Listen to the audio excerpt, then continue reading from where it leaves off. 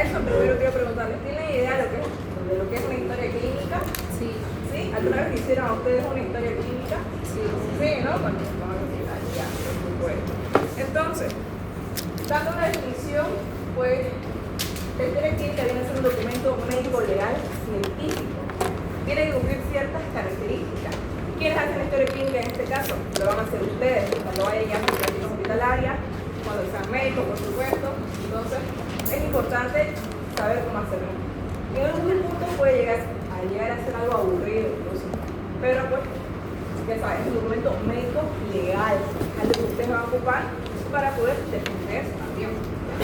Entonces debe ser una narración clara, precisa, detallada y ordenada, muy importante, de todos los datos y conocimientos que son relacionados al paciente enfermo.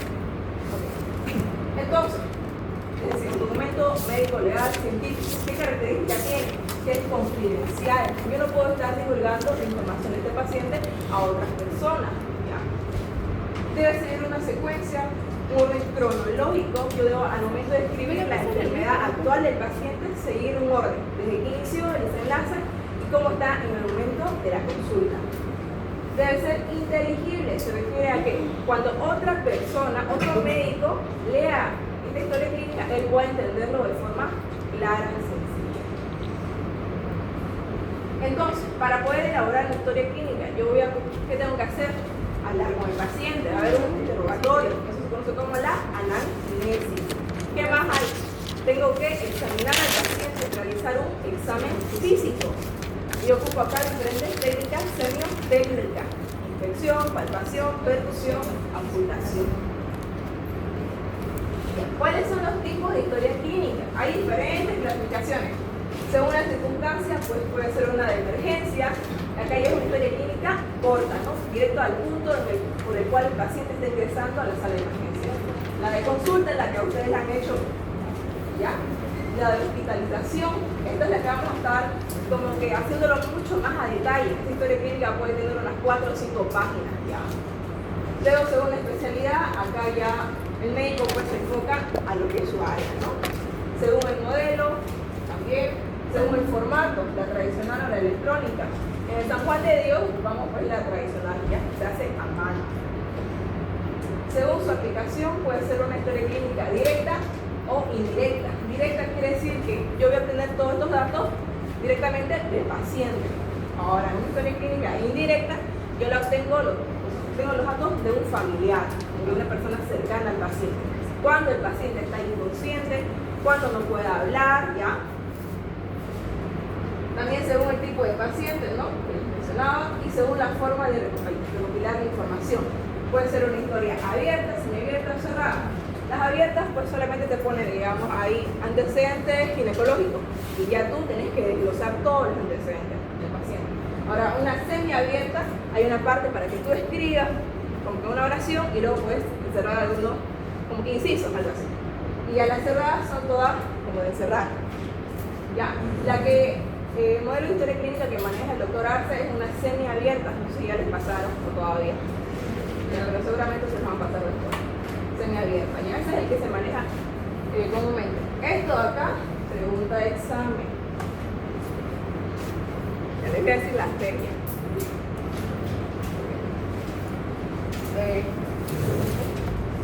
Importancia médico-legal. Okay. Un documento médico, ¿por qué razón?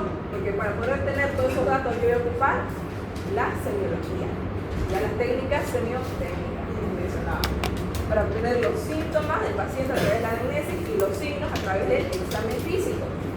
Un documento médico legal.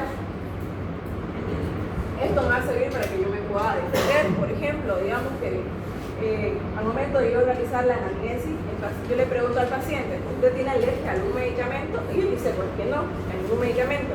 Ya, yo le receto penicilina. ¿Qué pasa después? El paciente presenta una reacción alérgica. ¿Qué me está protegiendo a mí? La historia clínica, porque es un documento médico legal. Entonces es importante que yo pueda recopilar la mayor cantidad de información del paciente, sobre todo en las alergias, ¿ya? Porque ahí es donde hay más problemas. Luego, documentos científicos, sobre todo en los pacientes hospitalizados, ¿no? yo al momento de hacer mi historia, o sea, hago mi historia clínica, ya, recopilo toda la información que puedo. A mi paciente, digamos que lo opera, luego lo llevan a una sala de internación, el postoperatorio. Cuando está en ese postoperatorio del paciente, ¿yo qué voy a hacer? Evoluciones. Ya voy a ir anotando cómo va evolucionando el paciente, si va mejorando, si va empeorando, ya qué cambios hay cada día. Y en esa evolución yo voy a poder estudiar al paciente, porque recuerden, las enfermedades se presentan de la misma forma en todos los pacientes. Algunos presentan algunos síntomas, en otros tal vez presentan todos los síntomas como en el libro. Entonces por eso viene a ser un documento científico.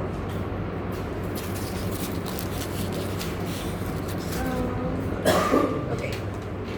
Debe mantener siempre un orden, ya les decía, no seguir un orden cronológico. Debe ser escrita con letra clara, algo muy importante, ¿ya? A ustedes les van a pedir historias clínicas para cada parcial, para el primero, segundo, tercero y el final. Esa historia clínica se la lleva el doctor Arce y él lo revisa por si acaso. Tienen que escribir con una letra clara. ¿Qué más? Es necesario guardar la mayor actividad para que sea comprendida, es decir, que tiene que ser inteligible. ¿Ya? ¿Cuáles son los pasos para que yo elabore una historia clínica? Comenzamos con la anamnesis. ¿Qué es la anamnesis? El interrogatorio. ¿Cómo debe ser este interrogatorio? Pregunta-respuesta, ¿sí? No. Acá es donde yo tengo que aprovechar de obtener la mayor información que el paciente me pueda dar. Por lo tanto, yo necesito tener una buena relación médico-paciente. Por lo tanto, ¿cómo yo tengo una buena relación médico-paciente? Cuando estemos en el consultorio, digamos que el paciente está acá, Dana, ¿no? El médico pues tiene que estar parado o tiene que estar sentado. Sentado, ¿no? Mirando, o sea, face to face, ya, tiene que estar viendo ese rostro. Tiene que prestarle atención al paciente cuando están conversando, porque esa es la anamnesis, ya van a conversar. ¿Qué más? No tengo que prestar atención al teléfono o distraer. El paciente tiene que sentirse importante en ese momento, ya. Y así él les va a poder contar. ¿Qué más es importante? Así les voy adelantando. Cuando yo hago la anamnesis, yo voy a presentar, ¿no? Yo soy la doctora Keila. ¿Me puedes decir tu nombre? Patrick. Patrick, ¿cuántos años tenés? 25. Patrick, ¿a qué te dedicas?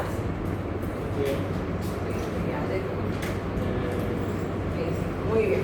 Entonces, ¿qué hice yo? Primero me presenté, le saludé, le pregunté su nombre y ya en todo el momento del interrogatorio yo me voy a dirigir con su nombre. Entonces él va a saber que yo le estoy prestando atención. Okay. ¿Qué más? ¿Cuál es la otra importancia de la anamnesis? Que con esto yo voy a poder tener entre un 60 a un 70% de diagnóstico.